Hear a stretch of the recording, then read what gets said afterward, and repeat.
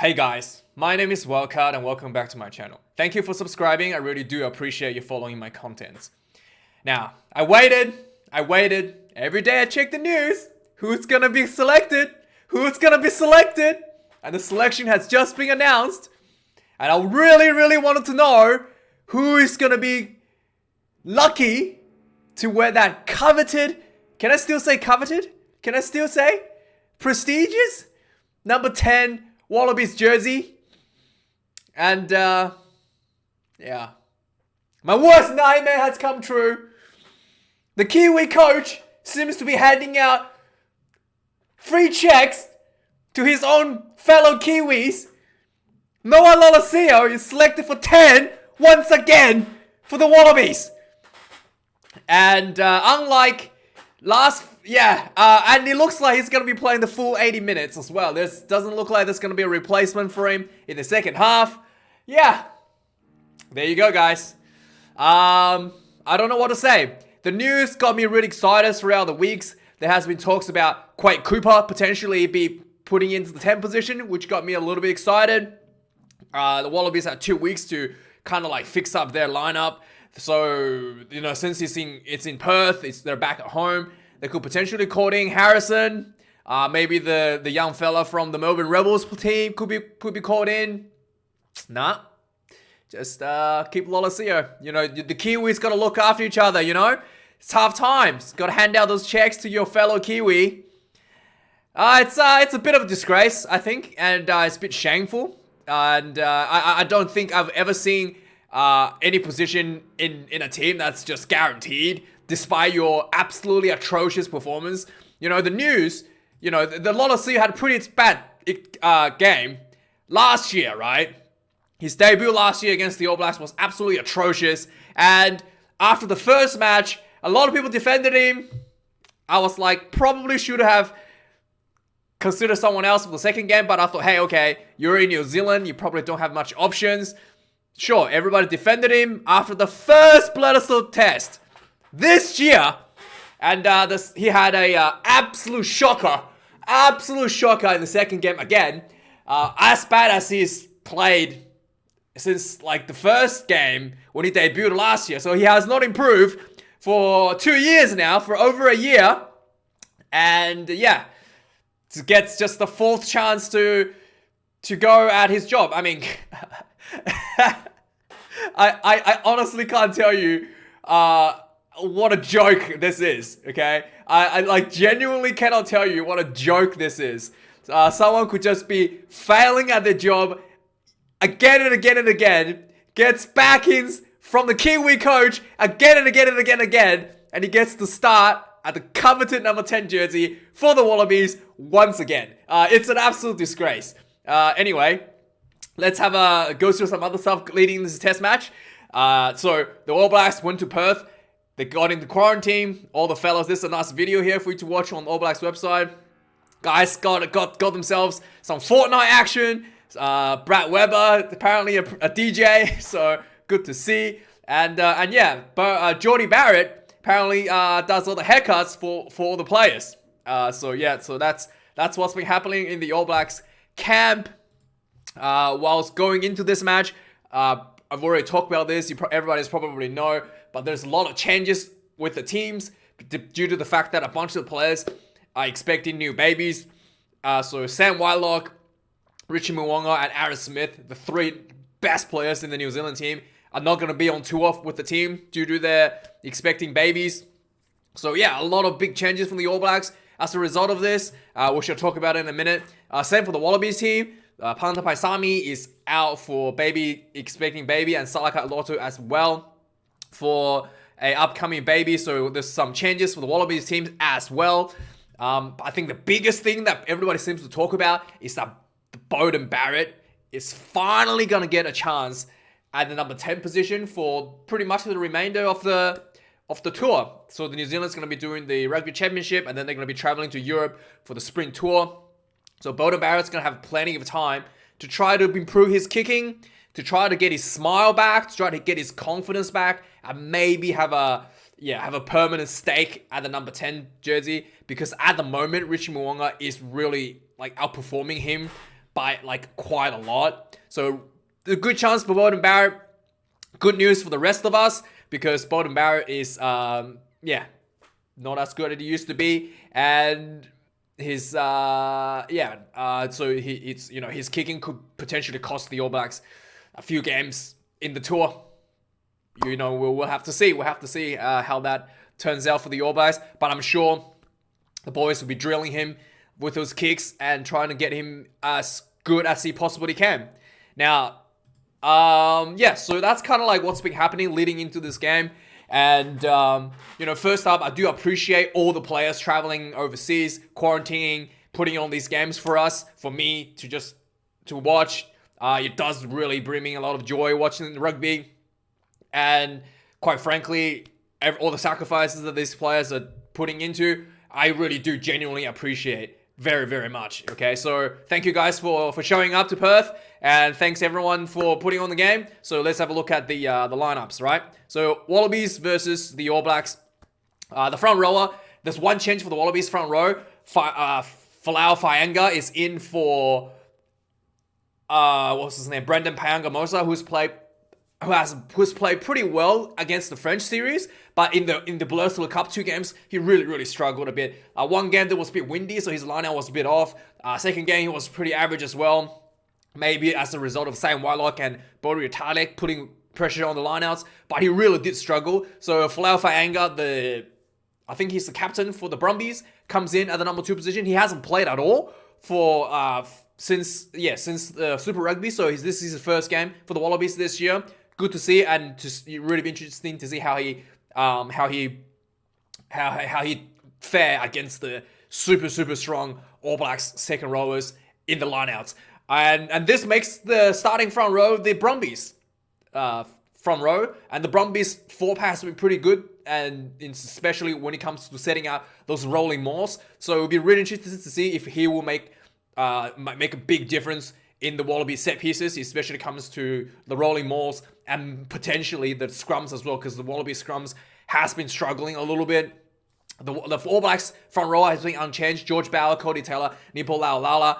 And then the back rower, unchanged for the Wallabies, Matt Phillip Dusty Swain up against Brodie Retallick, the GOAT Retallick, and the Scott Red Cup Barrett comes in at number 5 from the reserve position. I always thought Scott Barrett deserved the starting spot over Brodie Retallick, but, it's up to Foster to decide on that. I feel like he's putting a lot of effort with the Crusaders. I think that just by his work rate, probably deserved a bit more time than just coming off the bench. And then the loose forwards has been unchanged for both teams. Lockie Swinton and Lockie Redcar Swinton coming in at number 6. Michael Hooper at number 7, the Australian captain. He's done really well, much better than he was doing last year. So really good to see that the captain actually improved on his game. Rob Valentini, the big number 8 for the Wallabies. Kia Ioane from the Blues for the All Blacks at number 6. Dalton Pawali'i at number 7 spot for the injured. Sam Cane at number 8 spot. Adi Savia, the real deal. He's now handed the captaincy position for the All Blacks. And there's been some news article talking about Adi Savia and Hooper having a bit of a argy-bargy a while ago. So these guys have had a bit of a kissing going on here in this a match a while ago, and you can see that Artie's pretty happy after getting a nice little peck from Hooper, and he's showing his that is a face of somebody who just kissed by his favorite girl, right, or boy in this case, who's here to judge. Nick is looking a bit jealous. It's like, oh, all right, that's enough, mate, get off him. But yeah, so the two captains had a go at each other a few years ago, so we'll see if the bad blood continues in the game. Will make the game a little bit exciting. In the backs, so there's sweeping changes for the All Blacks due to their baby boom.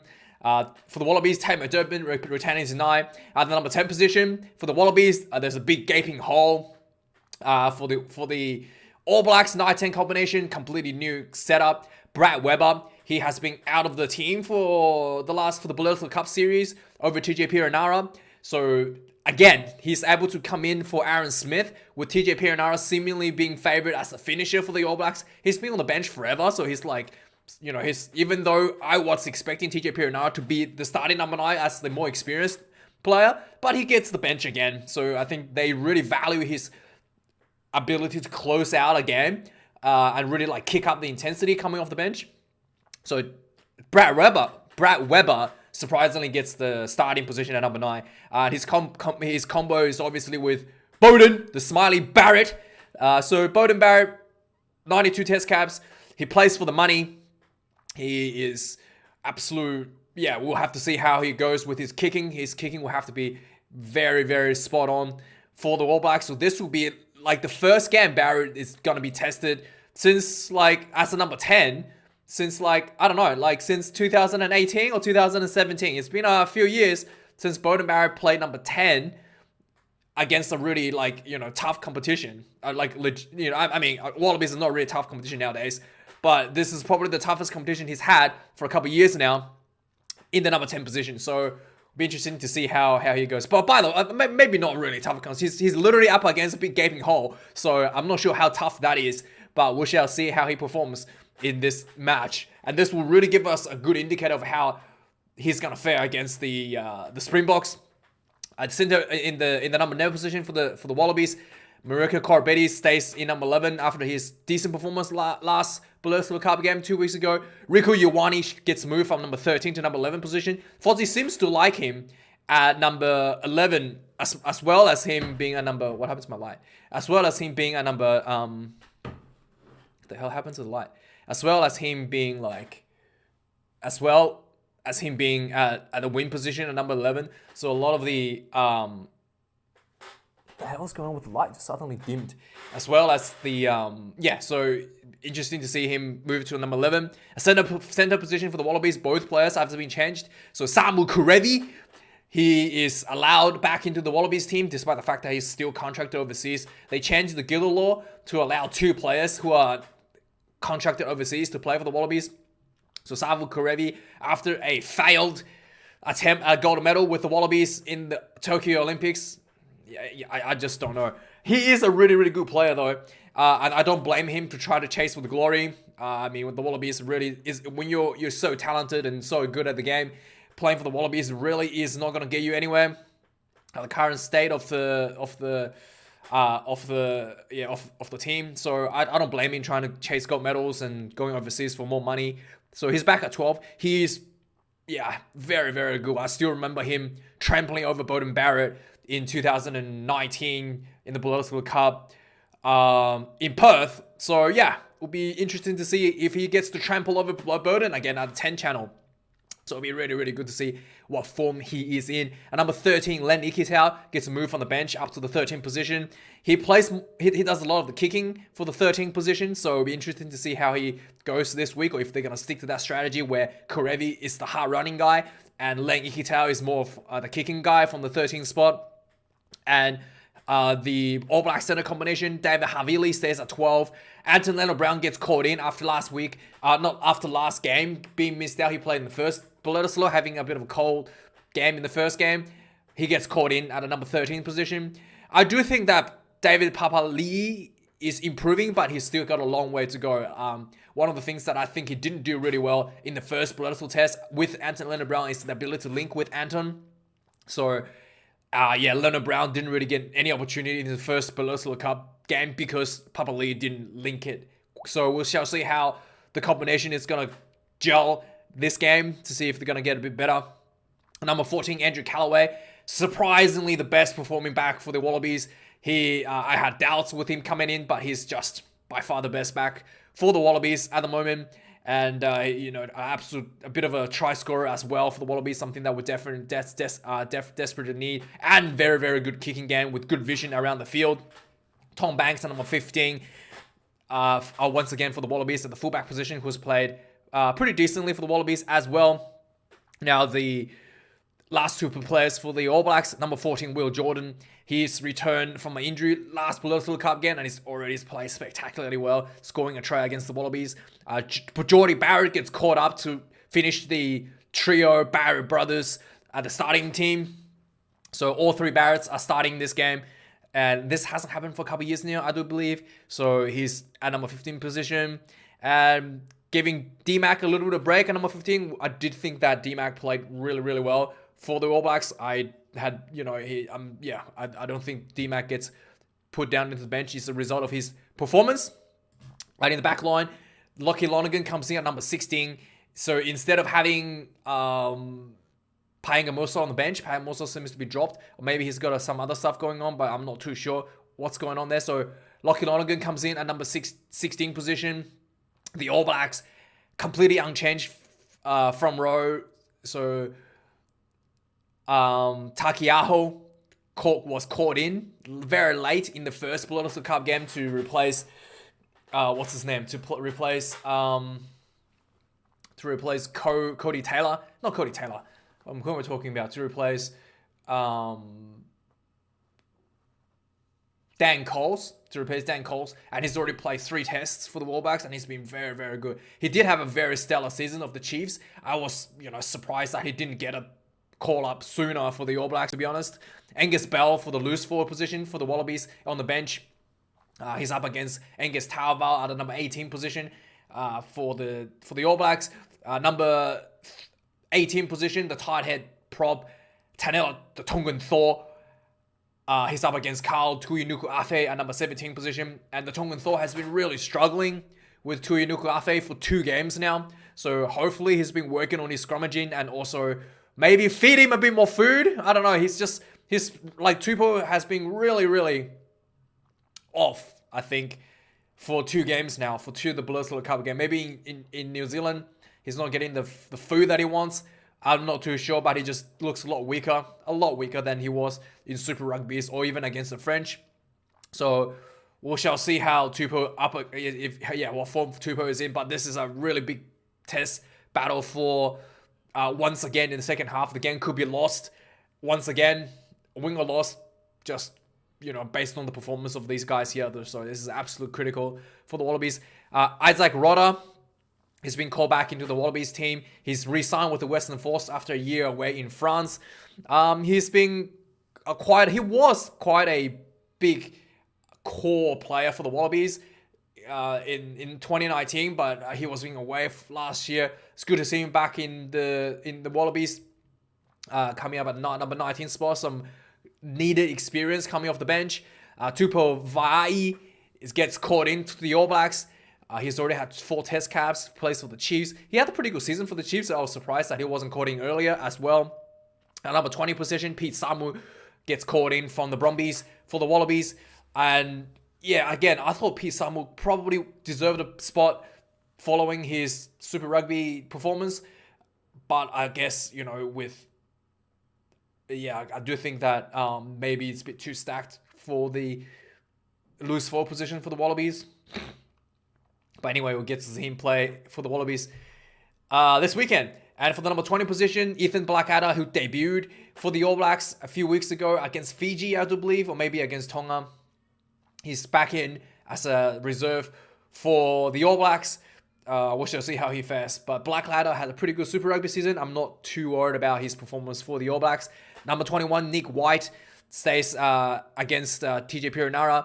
So 2 veterans coming off the bench, both very, very strong finishers. It really comes down to who can deliver that big punch off the bench better. So this is a very interesting and very tough matchup here. Finally, the last 2 players for both teams. Reece Hodge comes in at number 23. I'm not sure who he's going to go on the field for. I think he's going to go on the field for number 15 for number 15 for Tom Banks, but maybe he'll go on for Lolosio in the second half. But yeah, I think he's probably going to go in for Tom Banks. Jordan Patea comes in, probably going to go in for one of the winger positions for the Wallabies. Maybe even the center position with Len Ikitau. Not too sure how that's going to work out, but we shall see who gets on for what. But yeah, I am very disappointed to see there's not even a reserve for Lolosio. Obviously, some of you guys might notice Matt Tuamura is out. He had a really poor performance as well last week. He had pretty poor performance a few weeks in a row now. So, pretty normal for someone who hasn't performed well to be dropped. Lolosio, I don't know. It's a disgrace, to be honest. I thought for sure they would call in Harrison or, gave even Quake Cooper a go. Anybody, but it was just, yeah, it's a disgrace. I don't know what to say. So, yeah, D-Mac gets a bit of a break coming off the bench in number 22 jersey, and George Bridge gets caught into the pack at number 23 position for the Crusaders. He might go in for the center position or maybe the winger. We shall see where he goes. In a bit, I think maybe Rico will move to center and George Bridge will go to winger. I think that's probably what's going to happen for the All Blacks. Anyway, guys, let me know your prediction for this game. Let me know how many kicks Beauden Barrett's going to lose. Let me know if... I swear to God, if Lolosio throws a freaking intercept this game, I am going to lose it. I'm going to break my TV. Like, I think this is, at this point, it's just not acceptable. I honestly don't think this is acceptable to have, like, everybody's, like, Matt Tamura gets dropped for playing poorly. It's how he should be, right? Like, it gives Matt Tamura a chance to reflect, to get better. It puts pressure on him to perform better, to get back into the team, to let him know that nothing's guaranteed. Whereas Lolosio just gets free pass. So, yeah, I'm very disappointed. Let me know your predictions in the comments. Thank you for watching this video, guys. I'll see you guys for the review on Sunday. So this is played at 4 p.m. Australian Eastern Standard Time. So 6 p.m. for New Zealand. So, yeah, I'm not sure what time it will be for South Africa or any other parts of the world, but that's the time. Check your local listings. Thank you for watching, guys. And, yeah, I'll see you guys on Sunday. Cheers.